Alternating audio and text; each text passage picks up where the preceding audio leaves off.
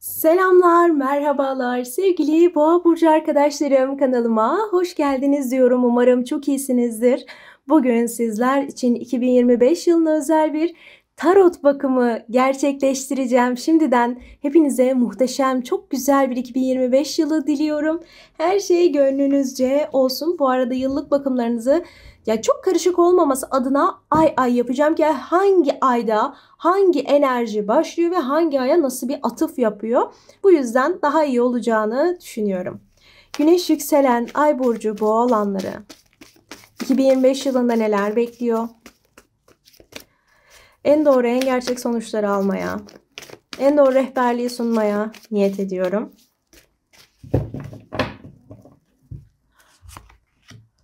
Ocak ayında boğa burçları neler bekliyor? Şubat ayında boğa burçları neler bekliyor? Mart ayında boğa burçları neler bekliyor? Nisan ayında boğa burçları neler bekliyor? Mayıs ayında boğa burçları neler bekliyor? Haziran ayında boğa burçları neler bekliyor? Temmuz ayında boğa burçları neler bekliyor? Ağustos ayında boğa burçları neler bekliyor? Eylül ayında boğa burçları neler bekliyor? Ekim ayında boğa burçları neler bekliyor? Kasım ayında boğa burçları neler bekliyor? Aralık ayında boğa burçlarını neler bekliyor? Güneş yükselen ay burcu boğa olanları 2025 yılında neler bekliyor? Aşk, iş, para, sağlık, mutluluk, maddi manevi zenginlikler ve diğer tüm konularda boğa burçları 2025 yılında neler yaşayacaklar, nelerle karşılaşacaklar?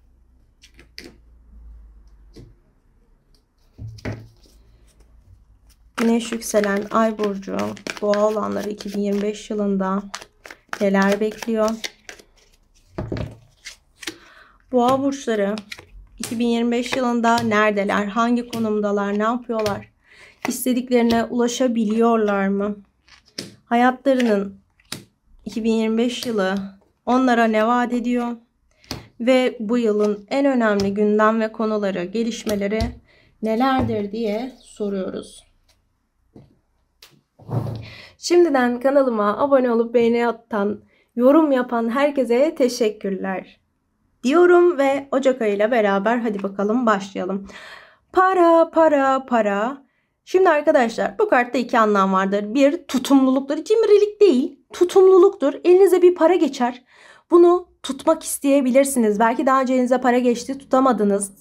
Gitti elinizden. Şimdi tutmak isteyebilirsiniz. Elinizde bir miktar para kalabilir. Veyahut da bir yere gidersiniz arkadaşlar gezmeye, tozmaya. Geldik ama hani çığırından da çıkmayalım. Hani düzgün, tutumlu harcayalım. Çok da uçmayalım şeklinde bir planla ilerleyebilirsiniz. Birikimler yapmayı düşünebilirsiniz. Hani normalde yoksa 3-5 bir şeyler kenara koyma durumlarınız olabilir. Belki bir hani elinize bir miktar zamdır, başka bir şeydir, bir para geçecekse evet bununla alakalı 3-5 bir şeyler yapabilirsiniz. Bir de arkadaşlar bu tabii ki aynı zamanda çok sevdiğiniz birisini birazcık kıskanmayı anlatıyor. Kesinlikle kötü bir kıskançlık, saç saça baş başa bir şey değil. Yani şöyle söyleyeyim, evladını çok seven bir ebeveyn bile arkadaşlarıyla niye bu kadar vakit geçiriyor, benimle bu kadar vakit geçirmiyor, ben onun anasıyım babasıyım ama yani dışarıdaki insanlara daha çok kıymet veriyor gibi hani kıskançlık tabii ki olabilir aşk hayatında başka bir şeylerde ama biraz da arkadaşlar böyle yani o sonuçta benim insanım ve onu böyle tutmak, kendime saklamak istiyorum tabii ki hani benimle de zaman geçirsin gibisinden böyle bir durumunuz olabilir. Onun haricinde arkadaşlar gerçekten birisinin yani tepesine biniyorsunuz. Çünkü sizi hareketleriyle vesaire bakın daha önce çok uyarmışsınız siz bu insanı. Ama artık yeter deyip bakın o kadar size zarar vermiş ki vücudunuz artık yanıyor yani bakın size attığı kesiklerin olduğu yerler hani acıyor anlamında yanıyor değil. Bayağı ateş atıyor oralarınız ve belki hani dedim ya daha önce para konusunda birisine kızdınız, birisi yüzünden çok para kaybına uğradınız. Şimdi artık bu Ocak ayında hani önceki düştüğünüz durumlar mı diyeyim, önceki başarısızlıkları tekrar yaşama gibi bir niyetiniz yok. O yüzden hani daha önce bir ilişkimde bir sorun yaşamıştım. Şimdi aynı şeyi yaşamayacağım. O yüzden kontrol ediyorum. Daha önce çocuğum Beni çok yaraladı çünkü derslerime çalışıyorum dedi, çalışmadı. Aynı şeyi yaşamayacağım ya da aynı maddi sıkıntıya ben düşmeyeceğim. O yüzden daha çok dikkat ediyorum dediğinizi söyleyebilirim. Yani sütten ağzı yanan yoğurdu üfleyerek yer. Sizin için de böyle kötü bir şey değil. Sadece kötü bir şey olmasın diyerekten baştan böyle yularları sıkı tutuyorsunuz diyebilirim. Geldiğim zaman Şubat ayında ne var? Arkadaşlar gerçekten başarıyla atınıza binmişsiniz, ya nasip demişsiniz.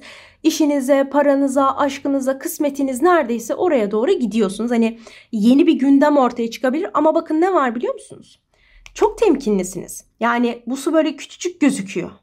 Bir adım atsam geçerim. Üstüne bassam ne olur, basmasam ne olur yani.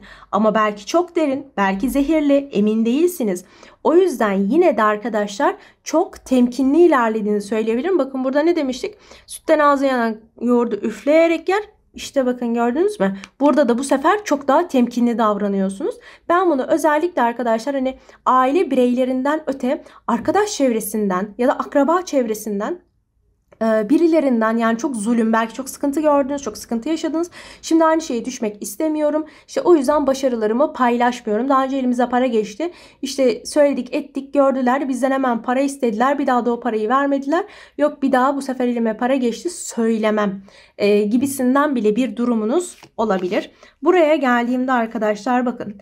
Önceden iş, eğitim, kariyer, para, belki bazı kurslara kaydoldunuz, memnun olmadınız, paranız yandı, bir sıkıntı yaşadınız. Belki bir eğitim hayatınız oldu. O zamanlar kıymetini bilemediniz. Biraz lay lay lom geçti bazı şeyler. Ve hani istediğiniz kadar belki çalışamadınız. Hani bu sadece sizin için değil, bakın hanenizin insanı vardı. Bir şeylere hazırlandı, çalıştı, etti. İstediği sonuçlar gelmedi. Belki bazı şeyler çok böyle savsaklandı. Öylesine denildi, geçildi. Şimdi arkadaşlar bakın. Bir şeylerden gerçekten ders alarak ilerlenildiği bir dönem ve gerçek bir olgunluk seviyesi burada kendisini gösteriyor. Olgun ne demek arkadaşlar? Sürekli sizin dibinizdeyse bu kişi, mesela çalışmadığı için diyelim hep evde, artık iş bulduğu için o meyve artık dalından kopar. Çünkü hep işe gidecek. Belki hiçbir şey yapmıyordu, çalışmıyordu dersine, işe gidecek, gitmiyor. Çok tembellik var. Hiçbir şey göremiyorsunuz. Aşk hakkında belki de bu. Yani hadi biraz olgunlaş yani. Hani biz artık flört etmiyoruz. Biz artık ciddiyiz bak. Bir şeyler olsun artık, karşı tarafta bir olgunluk dönemine girebilir. Ve evet haklısın. Ya bu da mesela evlenip hani o aile evinden çıkma gibi düşünebiliriz. Bu yüzden bir evlilikten bahsediyorum. Genel anlamıyla sadece siz değil, etrafınızdaki insanların da düşüncelerinin sizinle beraber olgunlaştığı, tabii ki çocukluk, böyle toyluk, çaylak, böyle alelade, lay lay lom düşünceler, fikirler değişebilir ve daha büyük bir ciddiyet dönemine giriliyor. Şimdi arkadaşlar sizler zaten burcunuz itibariyle bir dişil enerji olduğunuz için değnek kraliçesi çıkmanız çok çok normal. Bu dönemde size yardım eden insanlar olduğu gibi esmerlerden uzak durun. Mesela bir kart var, şimdi söylemeyeceğim, gelirse söylerim. Orada da mesela sarışın insanlardan uzak durmanız gerektiğini söylüyor. Burada arkadaşlar esmerlerden uzak durmanız gerektiğini söylüyor. Neden? Çünkü arkadaşlar bu kişi çok böyle etkin bir eleman gibi gözükmese de sizin önünüzde durması sizin şanslarınızı kaçırıyor. Fark ettiyseniz bazen bir insanın hayatına birisi girer ve o girdiğinden beri aşk hayatı kötü gider, aldatılır, para kaybeder, eğitimini engeller, işini gücünü engeller, zamanını çalar. Yani böyle insanlar girebiliyor bazen hayatlara. Eğer ki sizin hayatınızda böyle birisi varsa Mart ayında büyük bir olgunlukla bu kişi yüzünden kaçırdığınız, ertelediğiniz ailenize, ertelediğiniz hayatınıza, eğitiminize, kariyerinize tekrardan devam edebilirsiniz. Yani diyeceksiniz, bu benim eşim, ben bu kişiden demek ki boşanacağım. Çünkü benim hayatımdaki eğitimime, işime, parama kadar, çalışma hayatıma kadar çok engel olmuştu. İşte onu mu düzeltiyorum ya da çocuğumla çok zaman kaybetmeme, çocuğumu göremeyişime neden olmuştu. Şimdi ben bu zamanı telafi mi ediyorum? Evet, aynen böyle bir yorum yapabiliriz. Yani bir şans kaçırıldı diye bir daha siz onu elde edemeyeceksiniz değil. Dediğim gibi bu ertelenmiş hayatı, siyah beyaz, hani iki renkten oluşan dümdüz hayatınıza bir renk, bir can, bir kan geliyor diyebilirim. Ve aynı zamanda hayatınızı çok güçlü bir şekilde yeniden yönettiğinizi, genel bir revize dönemine girdiğinizi anlatıyor. Bu konuda da arkadaşlar hem burç itibariyle eril olan kişilerden hem de gerçekten hani olgun bir erkekten, hani erilden öte bir erkekten, hani babadır, abidir, işte iyiyse aranız, hocalarınız, erkek hocalarınız olabilir. Makam mevki itibariyle iyi konumda olabilir. Dayıdır, amcadır, bunlardan bir fayda görme ihtimaliniz var. Nisan ayına geldiğim zaman arkadaşlar, kurduğunuz hayallerin gerçekleştiği, yani gerçekleşmeye başladığı diyelim bir sürecin içerisindesiniz. Çünkü arkadaşlar balık artık kupanın içerisinde değil, yani başarılar artık hayal değil, başarılar artık hayalden çıkmış, gerçekleşmeye başlamış. Ve genel olarak arkadaşlar bu kart size evet çeşitli şansları değerlendirebilmeyi, fırsatları, miras, para, hem aşk adamıdır. Bu arada onu da söyleyeyim. Aşk insanını anlatır. Hem de genel bir başarı dönemini anlatıyor. Demek ki siz arkadaşlar hem aşk hem herhangi bir konuda, sağlık olur, iş olur, ama bir kol kesinlikle aşk, onu söyleyeyim. Diğeri değişebilir. Bir genel olarak başarı dönemine girdiğinizi söyleyeyim. Yani Nisan ayı aşk için veya diğer işte, hem de işte başarılı olursunuz. Bir anda böyle ben daha çok çalışacağım deyip kendinizi gazlarsınız ve başarılı olmak adına ekstra bir şeyler yaptığınız bir dönemin içerisinde olabilirsiniz. Bazı beklentileriniz var arkadaşlar. Bu tamamen bireysel bir beklenti. Ve ben size şöyle söyleyeyim, beklentilerinizi karşılıyorsunuz. Bunu şöyle söyleyeyim, çünkü varoluş var, kendinizi böyle bir keşfetme. Acaba ben nasıl bir adamdan, acaba ben nasıl bir kadından hoşlanıyorum? Acaba benim hayatıma kim girecek? Acaba ben bu başımdaki adamla, başımdaki kadınla ne yapacağım? Biz ne olacağız? İşte ya ben sınava gireceğim ama acaba sonuçlarım ne olacak? Yani genel olarak ne olacağım? Ben kimim? Ne yapıyorum ben bu iş yerinde? Ben bu insanla ne yapıyorum? Bu bana zarar veriyor diye böyle sorguladığınız ve hani iki tane böyle bir kefe varsa, hani terazinin, birini tamam hadi ayarladım. İş problemim vardı. Hadi işi çözdüm. Ama şimdi aşkla ilgili bir problemim var ve benim bunu çözmeye başlamam lazım. Bazen insan böyle bir silkelenir. Ben ne yapıyorum burada ya? Benim çalışmam lazım. Benim dersime bakmam lazım. Ya benim çoluğum çocuğum var. Ben burada sohbet ediyorum. Benim gidip çocuğumu kurtarmam lazım. Şöyle kilo vermem lazım. Hala yiyorum. Ya da biraz kilo almam lazım. Şöyle yapmalıyım gibi soruları sorup cevabını bulup yola çıktığınız bir ay Nisan ayı. Ve geliyorum Mayıs ayına. Mayıs ayında bir mahkeme görünüyor. Evet, çeşitli mahkemeleriniz olabilir. Ve ilk olarak şöyle söyleyeyim arkadaşlar. Özellikle güvene dayalı. Tabii ki aşk olur. İki tarafın birbirine güvenmesiyle ilgili olabilir. Hani güvensizlik problemi yaşanıyorsa. İşte iş hayatında güvendiniz, başladınız ama kötü gitti. Ki zaten bakın iş mahkemeleri, meslekle alakalı, sigortayla alakalı, buna bağlı mahkemelerle alakalı ve güven. Yani sonuçta eşinize de bir dönem güvenmiştiniz ama aranızda problem çıktı diyelim. Miras mahkemeleri olabilir. Bunlarla alakalı olarak ya da bir sözleşme imzalandı. Güvendiniz, para yatırdınız oraya ve sıkıntı çıktı. Şimdi arkadaşlar bununla ilgili bir çözüm dönemine girdiğinizi ve buradaki mahkemelerde az çok bir başarı elde edilebileceğini söylüyor. Veyahut da buralarda bir hak ediş elde ettiyseniz, para mahkemesidir çünkü iş para aynı zamanda, bunlardan alacağınız olumlu sonuçları anlatıyor. Aynı zamanda ilahi adalette arkadaşlar sizin işinizi, eğitiminizi, mesleğinizi veyahut da o kişiye duyduğunuz güvenle alakalı bir sıkıntı yaşadıysanız, güvendim çocuğuma emanet ettim, güvendim anam babama emanet ettim, güvendim işte çocuğumu sana emanet ettim, sana güvendim, kalbime emanet ettim ama sen aldattın, şöyle kötü davrandın, işte paramı geri vermedin, etmedin gibi bir şeyler yaşadıysanız, ilahi adalette herkesin cezasını ya da ödülünü alacağı bir dönem. Ve arkadaşlar tabii ki mahkeme kartı genel olarak bir uyanış dönemini, hani bu Ocak ayında demiştik ya, daha önceden güvenmişsiniz, çok sıkıntı yaşamışsınız diyerekten. Bakın burada bir hem ilahi adalet var, hem de ben uyandım artık. Hani maymun gözünü açtı, bir daha da asla güvenmem böyle konulara gibisinden bir durumunuz olabilir. Belki daha önce dolandırıldınız, yani şimdi çok derine girmek istemiyorum ama artık Mayıs ayında buna izin vermiyorsunuz. Gerçekten maymun gözünü açtı diyebileceğiniz bir dönem. Şimdi buraya geliyorum. Burada ne var arkadaşlar? Soytarıda iki anlam vardır. Birincisi arkadaşlar, sizi insanlar bazı konularda uyaracak. Bu uyarılara dikkate almanız önemli. Çünkü yamacın ucundasınız, düşeceksiniz, hala aklınız başka bir yerlerde. Yani ilişki gidiyor ama siz başka şey düşünüyorsunuz. Hani burada da demiştik ya arkadaşlar, varoluşta. Ya benim işim elimden gidiyor. Ya sağlığım aslında elden gidiyor. Ben ne yapıyorum hala ya? Bunlar benim dedikodumu yapıyor. Hala arkadaş gibiyiz. Ben bunu kabul edemem. Daha fazla hani beni aldattı, hala suratıma gülüyor, arkamdan konuşuyor, yüzüme gülüyor, ben buna devam edemem deyip gerçekten bir şeyleri bırakmanız gerekiyor. Ayıya dayı demişsiniz, artık yeterli. Demek ki çok da şans vermişsiniz. Artık bu Haziran ayında birileri sizi uyarabilir. Hani artık yeter, kendine de bak zarar veriyorsun böyle yapa yapa deyip sizi hem uyarabilirler hem de yeni bir girişim başlatabilirsiniz. Yani Haziran ayı bir şeylere hayır deyip yeni şeylere evet dediğiniz bir dönem. Aynı zamanda şimdiden arkadaşlar bir şey düşünüyorsunuz. İlla ki burada biri var diye birisini düşünüyorsunuz değil. Belki gelecekte nasıl birisi olacaksınız, hangi mesleği istiyorsunuz, işte evlenince nasıl olacak, işte hamileyseniz çocuğunuz acaba neye benzeyecek, sarışın mı, esmer mi, neye benzeyecek, kime benzeyecek, adı ne olacak? Yani ya da kendinizle ilgili işte ay şu evi alsam ne güzel olur, işte şöyle şurayı dekore ederim, içinde böyle böyle yaparım. Yani bunları çok düşündüğünüz bir ay, yani bayağı hayal kuruyorsunuz ve bu hayali gerçekleştirmek için artısıyla eksisiyle bir şeyleri yanınıza alıp yeni bir sürece geçiyorsunuz.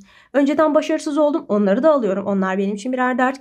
İyi olduğum şeyler var, onları da alıyorum ve ben yeni bir sürece başlıyorum diyebilirsiniz. Yani bir şeyleri arkada ya da birilerini arkada bırakmıyorsunuz. Başka bir şehre mi taşınacaksınız? Tek başınıza değil, ana babayı da, çocuğunuz varsa onu da, eşiniz varsa işte onu da alıp taşınırsınız. Böyle bir manadan bahsedebiliriz. Temmuz ayına geldiğim zaman, Temmuz ayı arkadaşlar ileriye gerçekten bakıyorsunuz. Burada şöyle bir şey var. Yani bakın burada birileri çoktan yelkenlere binmiş gidiyor. Ben şu anda buradan onları görüyorum. Evet, benim hayatımda sağlamlaştırdığım bazı noktalar var. Ben bu denizlere çoktan zaten alışığım. Bildiğim bir kul var. Aşk olsun, iş olsun, para olsun. Yani dolandırıldım zaten, ben bu işin piriyim artık. Ya da şöyle sıkıntılar yaşadım. Ben bu konuda artık tamamım yani. Hani her şeyi biliyorum. Tamamım. Hazırım Temmuz ayında. Ve herkes zaten yola çıkmış. Herkes teknesini açmış, devam ediyor. İşte herkes çalışıyor. Herkesin çocuğu var. Herkes işte bir yerleri kazandı.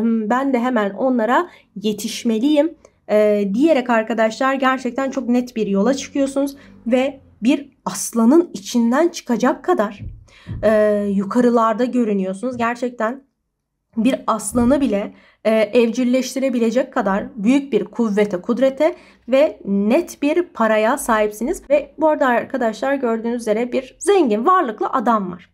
Şimdi siz eğer erkekseniz ya da tanıdığınız bir erkek varsa, işte eşiniz olur, baba olur, fark etmez. Ya da işte çocuğunuz vardır, erkek çocuğunuz vardır. Onun bir maddi kazanç elde etmesi ya da şimdiden çocuğunuz çok küçüktür ama ileride gerçekten hani para kazanabileceği bir mesleğe dair yetenekleri ortaya çıkabilir. Yani çok böyle derin düşündüğümüz noktada böyle bir sonuç çıkabilir. Onun haricinde evet, erkekseniz kendi malınız, mülkünüz, kazançlarınız, yatırımlarınıza istinaden aldığınız sonuçlarınız çok artabilir. Ve burcu itibariyle eril olan burçlar, işte koçtur, ikizlerdir, aslandır, terazidir, yani bu şekilde gidiyor zaten. Burçlardan olan kişilerle sizlerin bir paraya istinaden evlilik, evliliğe istinaden taşınma, yer değişimleri, bunlara istinaden de güç kazanımı olabilir. Ama arkadaşlar yolun başında siz varsınız. Yani bu çocuğunuzsa onu yönlendiren. Benim çocuğum geç kalamaz. Hayır. Hemen onun da bu sürece katılması lazım. Geç kalamaz. Ya da bu kendinizseniz arkadaşlar bir an önce benim katılmam lazım. Yeterince geç kaldım, daha fazla geç kalamam dediğiniz bir dönem. Bakın arkadaşlar, buradasınız başınızda ve elinizdeki sonucunuzda gördüğünüz gibi defne yapraklarından yapılmış taçlar var. Hem çok şanslı olduğunuzu hem de gerçek bir başarı noktasına ulaştığınızı söylüyor artık Ağustos ayıyla beraber. Ve çalışmalarınızın, emeklerinizin, yaptığınız işlerin karşılığını almaya başlıyorsunuz. Zaten hayal ettiğiniz bir iş, meslek veya hiç fark etmez. İster ameliyat deyin, ister mahkeme deyin, isterseniz çok uzaktaki bir insan ya da yatırımlarımın karşılığı deyin. Bunları başarıyla aldığınız, korkmadan, bakın belki burada bir tık korkmuştunuz ama burada korkmadan ilerlediğiniz, şansları, fırsatları, talihi çok güzel değerlendirdiğiniz bir dönemdesiniz. Geliyorum Eylül ayına. Eylül ayı arkadaşlar maddiyat ayı. Yani hayatınızdaki insanlar, para, iş, eğitim, kariyer, yani çok fazla böyle dünyevi şeylerle Parayla mesela çok haşır neşirsiniz. Evlilik çok haşır neşirsiniz. Çoluk çocuk çok haşır neşirsiniz. Yani manevi yön bir tarafa ama maddi yön, maddi insanlar, maddiyat konuları, belki evinizi düzeceksiniz. Tabii ki en büyük gündeminiz ne? Eşya. Yani bunlarla çok böyle haşır neşir olduğunuz bir zaman dilimi. Yani dünya işleriyle çok fazla meşgulsünüz. Onun haricinde arkadaşlar yeni topluluklara katılabilirsiniz. Tamamen dengelisiniz. Yani ay bu ortam bana uygun değil ya da çok şöyleler. Hayır, her şey tamamen dengede. Yani arkadaşlar etrafınız çok kalabalıklaşıyor. Ve bu kalabalıklaşan sürece gerçekten uygunsunuz. Bir de şunu söyleyeyim, bu dönemde aileler işte tanışabilir. Yeni bir iş ortamına girebilirsiniz. Okul ortamıdır, şudur budur. Bunlara katılabilirsiniz. Burada da arkadaşlar karşılıklı olarak herkesin yani birbiriyle anlaştığı, bir sıkıntının çıkmadığı bir süreç olarak söyleyebilirim. Hani aileler falan anlaşır bu dönemde. Ekim ayına geldiğim zaman kupa ası var. Kupa ası zaten arkadaşlar fırsat, başarı, yetenekleriniz sonucunda aldığınız her türlü maddi manevi kazançlar, aşk, evlilikler, gurur duyulacak işler yapma, maddiyat kazançları, maneviyatla ilgili her türlü kazanca ulaştığınız bir ay olduğunu söyler. Ve arkadaşlar bu artık elde edilmiş. Bir de arkadaşlar bakın dedim ya, bir şeyler elden gidiyordu. Buna bir an önce bir el atmanız gerekiyordu diyerekten. Bakın sağlık açısından kendinizi böyle çok salmışsınız. Bu kilo olabilir, çok fazla belki alkole sardınız, çok fazla başka şeylerle ilgilendiniz ve belki saçlarınız çok sıkıntılı oldu. Yani sağlıkla ilgili bir şeyleriniz var ve Ekim ayı size şunu söylüyor. Evet, çok güzel, çok harika, her şeyi başarılı ama biraz sağlığını kontrol altına, işte kiloysa kilonu kontrol altına al. İşte bak şekerin fırlamış, bunu bir kontrol altına almak lazım gibisinden sağlığı böyle tekrar bir ayarlamanız gerekebilir. Ya da bir şeylerden belki memnun değilsiniz fiziksel açıdan. Belki ameliyat olmak isteyeceksiniz. Bu yüzden de Ekim ayını tercih ediyor olabilirsiniz. Geldiğim zaman Kasım ayına, aziz arkadaşlar, tamamen gelenekçidir. Yani bu süre boyunca siz bir düzen oturtturmuşsunuz. Yani ben ve eşim, ben eşim ve çocuklarım, ben ve işim, ben ve eğitimim, başarılı eğitimim, ben ve şu, ben ve bu. Yani spor, ben ve spor ayrılmaz ikiliyiz. Tamam, artık bu devam eder. Çünkü bu sizin artık oluşmuş bir geleneğinizdir. Onu kendinize artık böyle mıhlamışsınızdır. Sizin hayatınızda o insan, o para kazanç stili, o şeyler sizin artık hayatınızdadır ve siz artık öyle devam edersiniz. Değiştirmeden hayatınızda bir şeyler artık kalır. Onun haricinde arkadaşlar sizden zamanında kaçmış gitmiş birisi varsa, kalbimi çaldı kaçtı, şöyle oldu böyle oldu, benim zamanımı aldı, ya ben çocuğuma çok zaman ayırdım ama tamamen zaman kaybıymış, tüh vah dediğiniz bir şey oldu diyelim. Şimdi arkadaşlar bu sizin zamanınızı alan, vaktinizi alan, kaçıp giden tilki kürkçü dükkanına geri dönebilir Kasım ayında. Ve arkadaşlar büyük bir kutlama var. Bilemiyorum, belki bir şeylerin sonucu mu geliyor? Yani burada mahkemeniz vardır.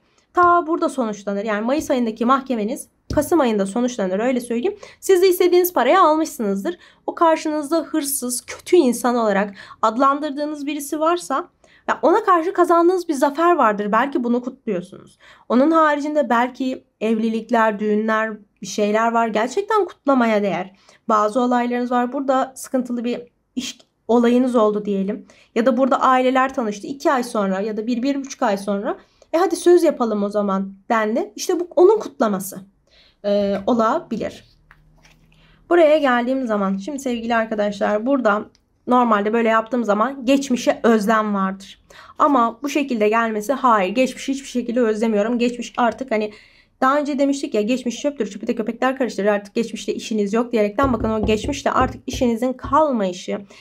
Çünkü geçmişte belki yapmak istediğiniz her şeyi bu sene yapıyorsunuz. O yüzden artık onunla işiniz yok. Aynı zamanda bir esas kadın geldiği için hem burcunuz itibariyle dişil enerjisiniz ve bir dişil enerjinin bütün avantajlarından faydalanabildiğiniğiniz bir dönem. Sesiniz güzeldir. Kendiniz çok güzelsinizdir. Şeytan tüyü olduğunu size söyleyebilirler. Giydiğiniz her şey yakışır. Birisi arkadaşlar bir şakayla karışık bir küfürle espri yapar. Ona hiç yakışmaz. eğreti durur. Siz yaparsınız, insanlar kahkahalara boğulur. Ay sana çok yakışıyor böyle espriler yapmak. Çok güzel fıkra anlatıyorsun. Çok güzel şöyle yapıyorsun. Yani kendini çok güzel anlattın. Bu iş konusunda seni işe alalım gibi gibi. Yani bakın her şeyiniz güzeldir.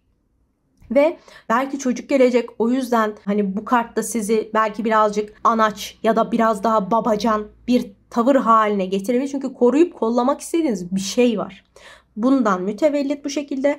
Aynı zamanda arkadaşlar, bir kadınla eğer ki aranızda aslında gözükmüyor ama içten içe böyle bir çekişme varsa, belki anneyle var, belki işte kız kardeşle, belki işte eş diyebilirim ya da bir insan var. Böyle evet iyi anlaşıyoruz ama içten içe de yani böyle birbirimizi yani boğazlayacak gibiyiz. Aslında birbirimizi sinir oluyoruz, yani sinir olduğumuz çok konu var birbirimize ilgili diyorsanız, bunu da az çok hallettiğiniz bir süreçtesiniz. Çünkü burada belki ne konuda kavga ediyordunuz? Burada çözülüyor. Parada mı kavga ediyorsunuz? Para çözülüyor.